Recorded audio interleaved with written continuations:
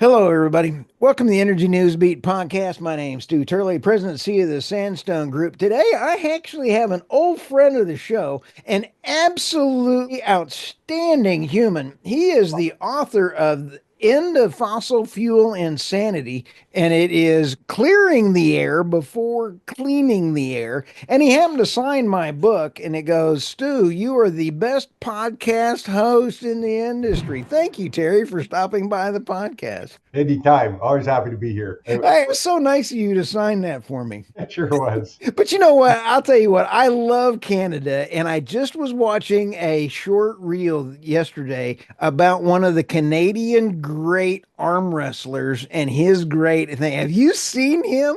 Oh, He yeah. is he's absolutely cool. He's just nice and he beats all these guys and he does not look like he can arm Oh, wrestle. yeah. That he is a true Canadian and a Oh, great sense of humor. well, yeah, that's nice to hear. Where they're seeming to be in short supply these days. Cranky folks. Well, let's talk about tariffs, and I think that when I saw that list of all the tariffs and everything that President Trump had out there, I don't think people understood that people are tariffing the U.S. is unbelievable in these trade practices. In fact, you and I were talking about Tammy Nemeth before this. She's the owner of the Nemeth Report, and she is got great information on the tariffs and the trades and all those things. And I highly respect her opinion. She's smarter than both of us put together, by the way. She Just is. thought I'm I. afraid to say it, but yep, you're not wrong. But when we sit back and take a look, I did not realize that the Canadians tariff our dairy products and all of our other stuff. And we have such an integral part. Terry, the Canadians shut down the pipelines that they could have avoided a lot of this stuff and become energy independent. Canada can be energy independent if you actually used pipelines. Yeah, in many ways. And that's so the situation that we found ourselves in, I think it's accumulated kind of slowly over time. And like the frog in the water that starts boiling, right? Eventually you realize I'm in big trouble, but it's too late then. And your first point there, the tariffs, I think that also built up with the US globally over time, just these Right. trade relationships that happened and just kept creeping and creeping. And part of it was with good intentions, right? Like after World War II, the US Yeah. wanted to see a lot of economies back on their feet and the Marshall Plan and all of that. So there was a Right. lot of beneficial aspects that were put in place. And then the US is a large consuming society. It all worked, right? Because the US consumed a lot. And so it made sense. But you get to a certain point where these things have crept in. And you mentioned the Canadian dairy one, and it's kind of that even bugs me as a Canadian. And I have friends that are dairy farmers, but the fact remains that we put this wall up of tariffs against US products and we say we want to talk free trade, except you can't talk about that. That's off the table.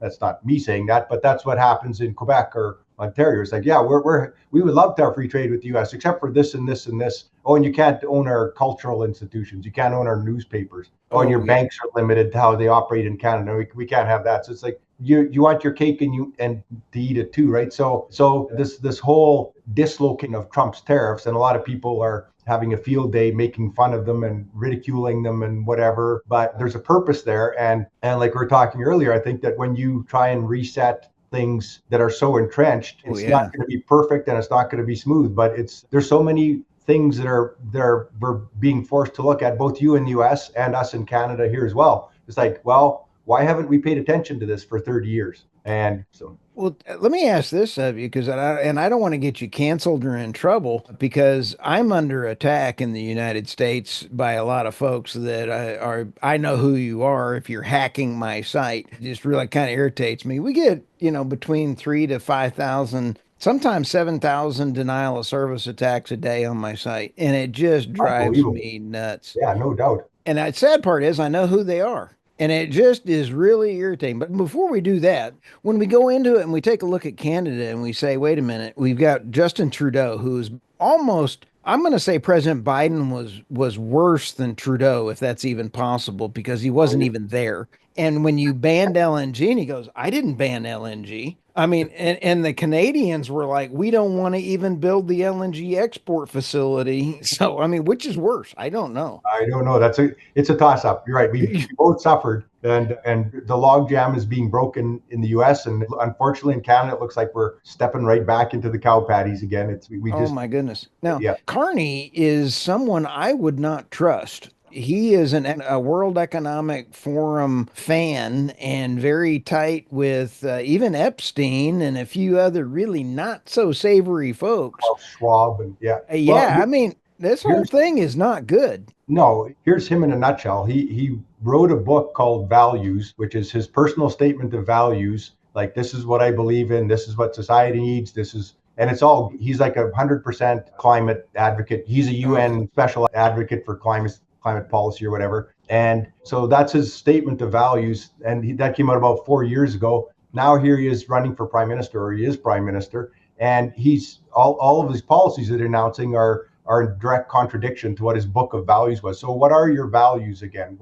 Why would we believe you when you said, like, if you tell me your values are that you don't steal, and then you say but stealing is works when I need it, like you don't have a lot of credibility. So that's how he is to me. But for Right. some reason, a lot of Canadian voters are flocking to him. They think because he's the next banker, they're willing to give him the benefit of the doubt. And I don't get it. It's he's just totally untrustworthy. Wasn't he Trudeau's big financial advisor? He has been for a long time, and he backpedals on that now. He says he had nothing to do with it. He takes credit for steering Right. Canada through the. I think he was the governor of the Bank of Canada in 2008 in the global financial crisis. He takes credit for steering Canada through that, even though Canada's politicians at the time said, "Well, hold on there, buddy. You didn't have much to do with it at all. That was like policy decisions." Right.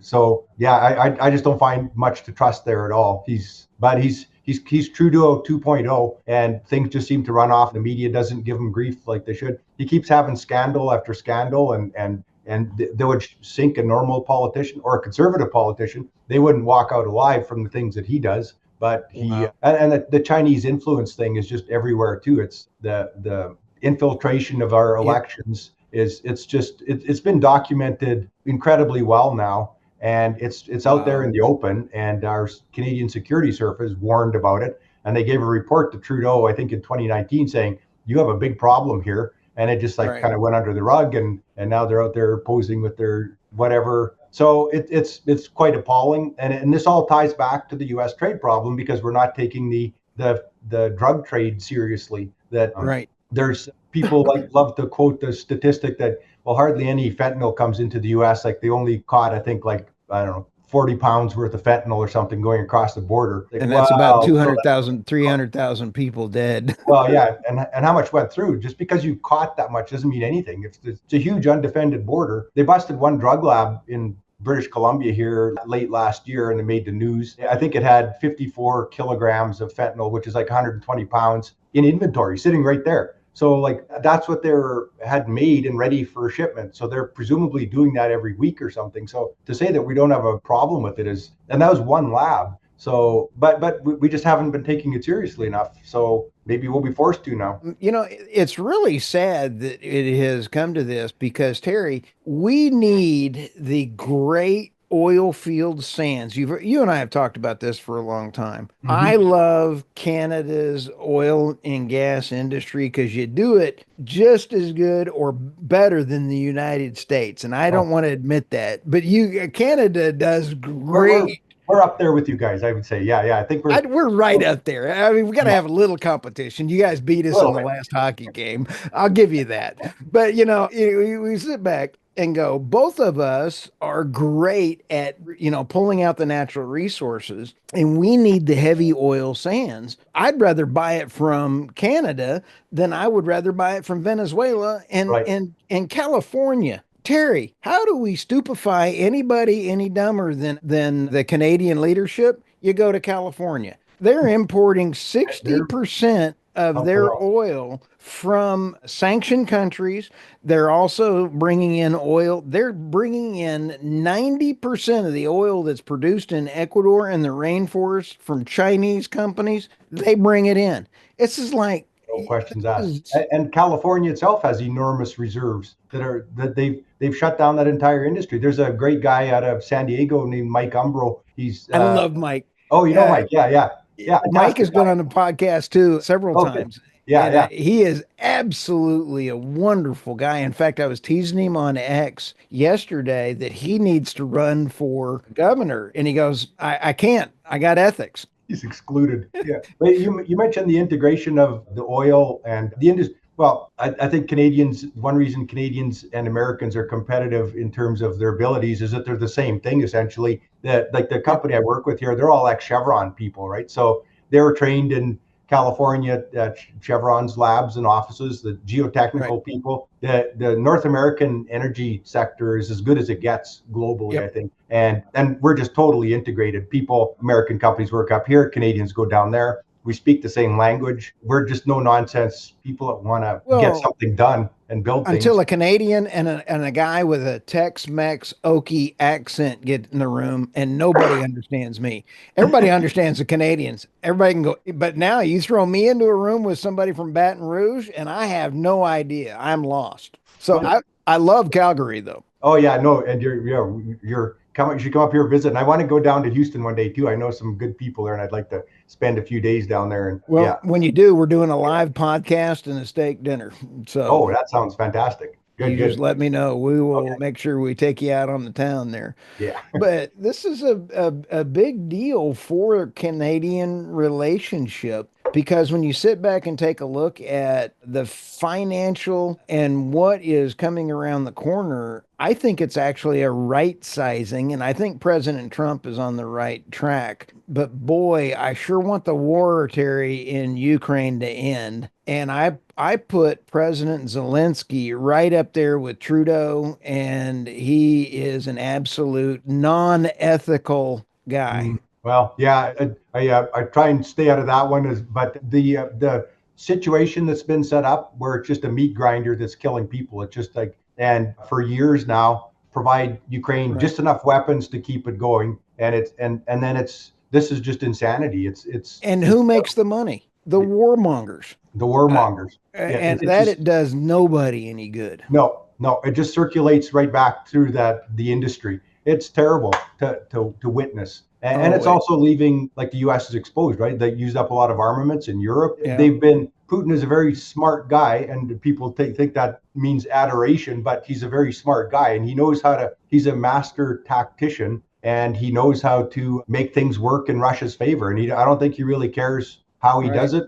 Things work in Russia's favor. So yeah, so it's there, and it's a very deep stream there. You're talking about the Ukrainian aspect of their how they got to their political situation for You know, sure. Yes. now here's where I got a question on critical minerals, and that would be it would make sense to me because there's a lot of critical minerals not being exploited or explored in Canada. And again, this goes back to my first comment, Terry. I would rather do business with a great Canada than I would Ukraine because Zelensky went and he's allegedly given away the rights to his critical minerals and guarantees to the EU and the UK. Why Oh, would I want that kind of a yeah. guarantee? Yeah. No, that's why Canada and the US just need to be working together. And once we sort these bugs out, we will. We're an exporting nation, and we have the best customer right next door. And we do trade a lot both ways. I know Right. the dollar value is higher for us because we send a lot of oil there, but that's Oh, just a yeah. dollar value. But you're absolutely right about critical minerals. We have between Alaska and Canada and North America is such a powerhouse.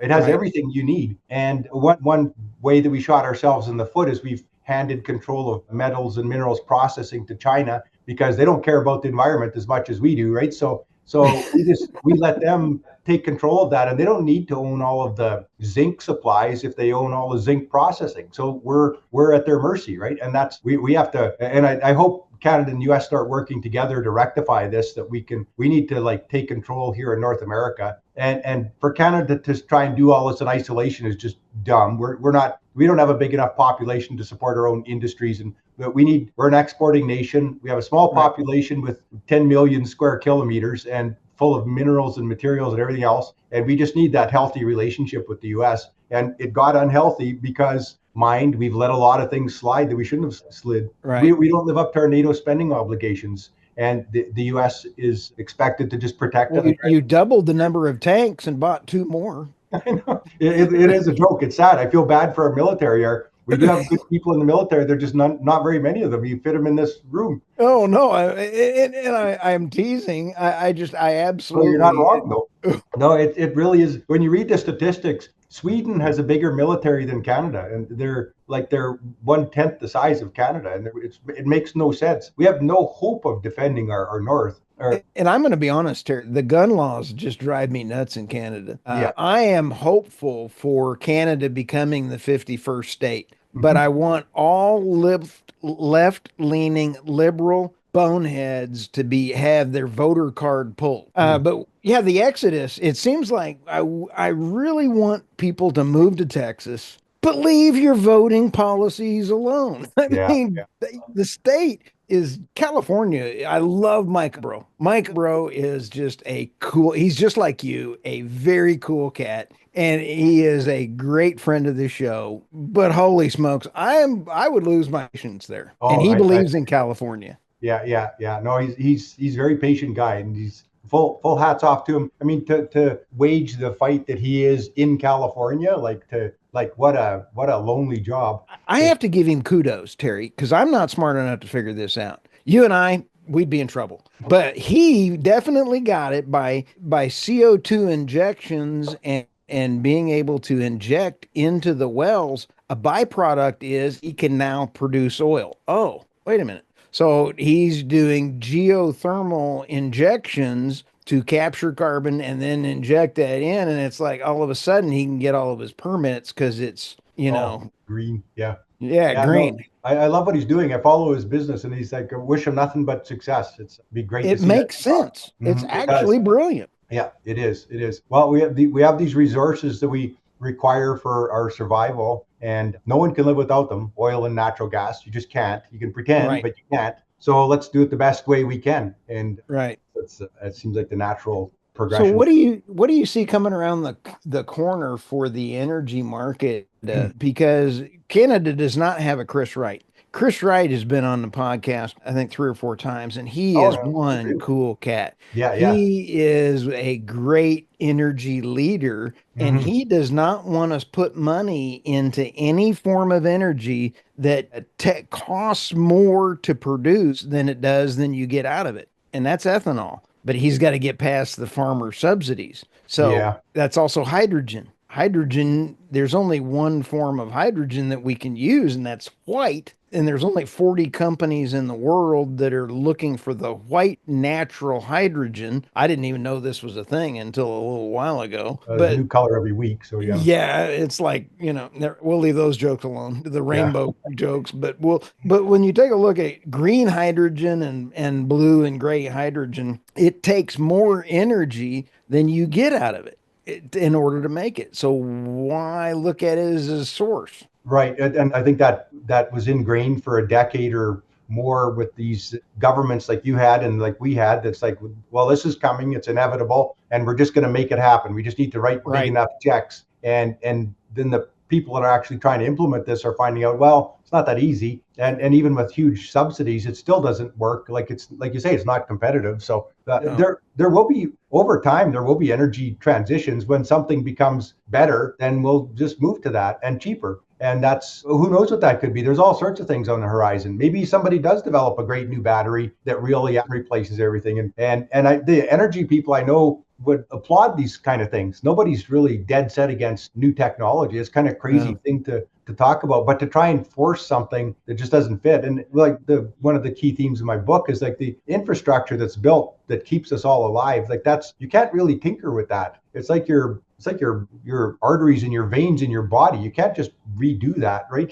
It works to perfection or near perfection, but it's developed that way over a long period of time, and you just don't rearrange those things on a No. massive global scale in any short period of time. Certainly not by government intervention. That because Right. we know how that works. So One of the things, Doug Sandridge is another cool cat. and friend of the show, and he's not only a landman and a great oil and gas guy, but he also started the oil and gas executives for nuclear. And I'm Mm, going to shoot you an intro note to him mhm. so that you can sign his petition, because even Chris Sure. Wright signed the petition, and he's been all over the world. I've interviewed him in Norway when he was at conferences and things. And so oil and gas folks are for all types of energy. There are, yeah. It, And in theory, we would just loathe nuclear energy because it could wipe out demand for a lot of hydrocarbons. But I don't know anyone that's against nuclear energy in the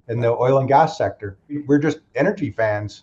well, Which you can't make plastic, or you can't make your Coke bottle out of a nuclear facility yet. no, that's there's just not enough around. And then there's another war there too, right? The people that were anti-nuclear, and they're still out there. There's a lot Oh of yeah, folks that are still derailing progress on nuclear. It's just a very challenging thing to do at a large scale. right. And even nuclear, if you like any rewiring of the system to a significant degree, like if we want to have a nuclear power plants everywhere, let's say someone wanted to replace all the natural gas plants with nuclear. Well, that's easier said than done too, right? Not just building them, but where are they sited? Do they meet the demand requirements? How do you integrate this new infrastructure? It's just everything takes a lot of work. It takes a lot of work to build a single power line somewhere. So How do we get the Keystone pipeline back online? It was what, $4 billion that Canada lost, somewhere in that number. I mean, it was a lot of money. it is the company that